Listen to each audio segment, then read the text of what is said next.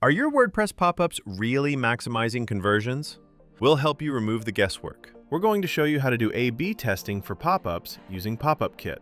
This simple process lets you compare two or more versions to find out exactly what your audience loves. First things first, install and activate the PopupKit Pro plugin.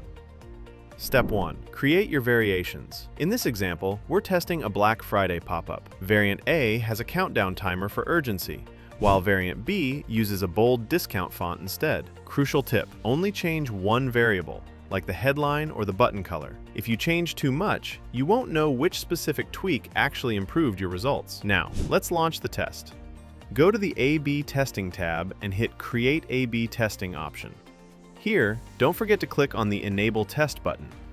Give your test a name and select the two pop-up campaigns you just built. Here's where PopupKit shines. You can choose automatic selection.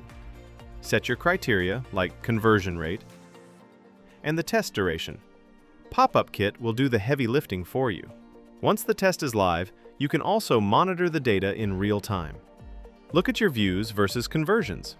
When the test ends, PopupKit automatically publishes the winning version if you chose the auto option. Your site is now officially running its highest converting pop-up. However, if you prefer to stay in the driver's seat, choose the manual option. This is perfect if you want to look at the numbers yourself before making a final call. Once you're satisfied with the data, simply select the winning variant manually with the superior conversion rate to set it live. Start optimizing with PopupKit and turn visitors into customers. Check the link in the description to start your first test today.